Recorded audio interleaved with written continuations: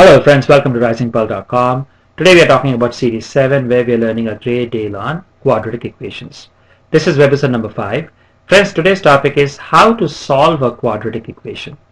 And we are going to focus on middle-term factorization method in solving quadratic equations. So friends, now in the last four webisodes, we have learned a lot about quadratic equation, what is a quadratic equation in standard form, so on and so forth. But we really have not seen how do we solve it. So solving a quadratic equation, there are two ways we can do it. One is called middle-term factorization, which we are going to focus in this webisode. And then second one is called completing the square method, which we are going to take a look at subsequently in this series. So now, what do we mean by middle-term factorization? Now, we have discussed middle-term factorization earlier, friends. So I'm not going to be going into too much of detail. But the basic idea is if you have a polynomial, say you have a polynomial px, and in this case we are talking about quadratic equations, a quadratic polynomial. So if you have a polynomial like ax squared plus bx plus c. So what we are trying to do is we are trying to find out two linear polynomials. So maybe something like, let us say, px plus q, I'm just making this up, and maybe pqrs, so let's say rx plus s. So because this is a degree 2 polynomial, we should be able to find out two linear polynomials which are factors of our given polynomial px. So similarly, if you had a polynomial, let's say, again, this p and this p are totally different, so this could be anything actually for that reason, right? This is just a real number. The idea is that one quadratic polynomial, we can think about that as being broken into two linear polynomials. Here, the degree is 1, So similarly, if you had a cubic polynomial, you can think that this could be written as something like ax squared plus bx plus c times maybe px plus q. And the reason why is that this is a power 2 quadratic and here the x is power 1. So we can think that a cubic polynomial can be broken down into two factors like this, and then this can further be broken down into two linear factors. Now, how do we actually go about doing middle-term factorization? So this is just basically how we can think about factorization in general. But how do we do middle-term factorization? Middle-term factorization, friends, we have seen this earlier in great amount of detail and we have done a lot of practice. Basically what we are doing is let's take some examples, maybe it will be easier. Actually, why don't we take a very quick look at how we do middle-term factorization, like the way we have learned earlier. So let's say here we have a polynomial which is given gx, have written that in a standard form, and we need to find the factors of gx, right? So let us assume that the two linear factors are px plus q and rx plus s. They are the two linear factors. This is a quadratic polynomial, so we have two linear factors. If this is the case, then when you multiply them, you should get your polynomial, right? So it's pretty much the same thing. If we say that 2 and 3 are factors of 6, so when you actually multiply 2 and 3, you should be able to get 6. So if we say these two are factors, when you multiply them, you should be able to get gx. So when you multiply them and if you open the parenthesis, you will get this term, and here we are trying to write this in a standard form, that is x squared, x and the constant term. But we know gx actually is equal to this, right? Gs is actually equal to ax squared plus bx plus c. So that means that this, which is gx, should be equal to this, right? So these two should be equal. And then if you were to if these two are equal, then comparing the coefficients, we say that A should be equal to PR, B should be equal to this, and C should be equal to QS. Right? So if you now take a look at what we have just got, A equals PR, B equals this plus this, and C equals QS. So what this means is that this tells us that B, which is the coefficient of the middle term, right? This B, we can write this as sum of two numbers such that whose product, if you multiply these two numbers, so let's say PS multiply by QR, when you multiply them you get PSQR, which we can write that as PR times QS, or equal to PR is A multiplied by QS or SQ is C. So in other words, B is the sum of two numbers whose product is AC. So this is the very basics of what a middle term factorization is. So here we will take an example. So 2x squared minus x plus x minus 6 is equal to 0. This is written in a standard form, and we are going to multiply this and this. So we have minus 2x squared times, actually I should say plus 2, this is not minus 2, plus 2 times minus 6. This is minus 6.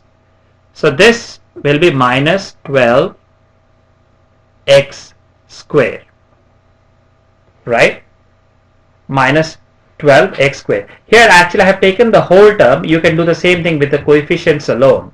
So in other words, you need not have taken the x squared. You could have just taken, actually, let's do it this way, it will be easier. So we take 2 times minus 6. So we get minus 12. Now we have to find out, break minus 12 down into two numbers such that when we add them, we should get the middle term, which is 1 here, right? 1.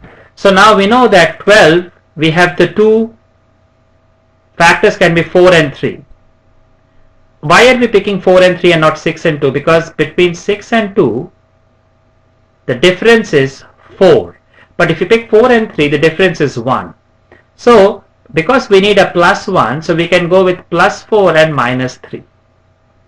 Because our product is minus 12, we need to have one of these numbers as negative. Because we have to have a plus when you add them, so we will go with 4 and minus 3. So now, if you take a look at your original quadratic equation, so what we have is 2x squared plus 4x minus 3x minus 6 equal to 0. Let's try to block this out like this. Alright, and the same over here. So so from here we will take 2x common. So if you do that, so we take 2x. So then we will get x plus 2. Because if 2x is common, then you will be left with x plus 2. So 2x times 2 is 4x. And from these two terms, we will take minus 3 as common. So we will get x for this term and plus 2. Why plus 2? Because minus 3 times plus 2 is minus 6. So this is equal to 0, or let's write it here. Or, so now from these two terms we will take x plus 2 common. So we have x plus 2 times, this will be 2x minus 3 equal to 0. So friends, what we have done is we started out with 2x squared plus x minus 6 equals 0. So this quadratic polynomial, we have found out the two linear polynomial factors. So we have been able to find out the two linear polynomial factors, and now by equating each one to 0 we can find out the values for x. So if this is equal to 0, if this is equal to 0, so that will give us x is equal to minus 2. This should be minus 2 because x plus 2 is 0, so when the plus 2 goes the other side it will become minus 2. So similarly, if this is 0, the second linear polynomial is 0, so from here we get x 2x minus 3 is equal to 0, or 2x equal to 3, or x equal to 3 by 2. So friends, we have found these two values of x, which is minus 2 and 3 by 2. So if you put each of these values in this polynomial, you will see that the value will become 0.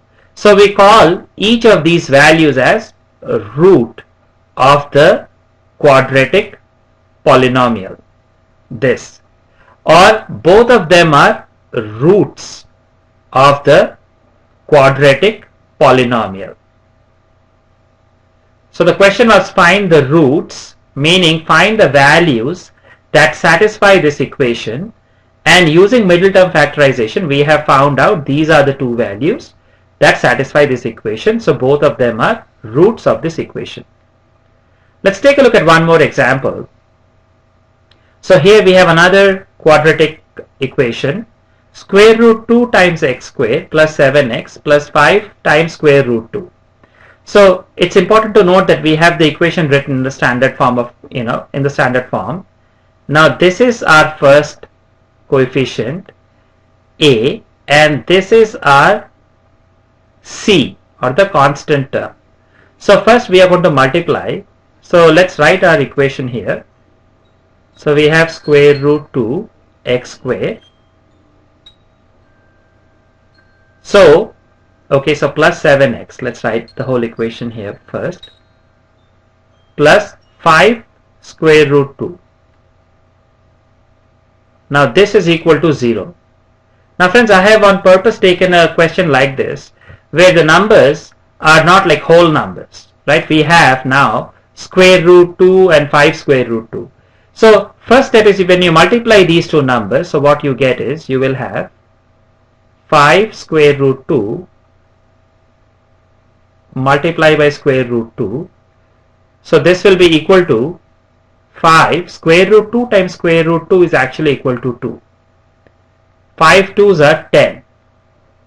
So we have to break 10 in such a way into numbers that when you add them you get 7. So quite simply, as you can see, we can break this down as 5 and 2. So we can write this as square root 2 x squared plus, let's say we write this one as 2x plus 5x plus 5 square root 2 equal to 0. Now just because I have a 5 square root 2, I just wanted to keep the 5x term second and not first. Or from here now, if you look at now these two, so what can we take common? Clearly we can take x common, but is there anything else we can take common?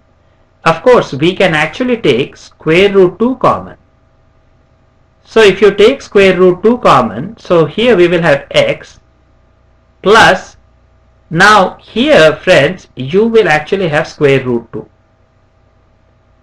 So in other words, I need to get this, my second term is 2x. I have taken square root 2x common.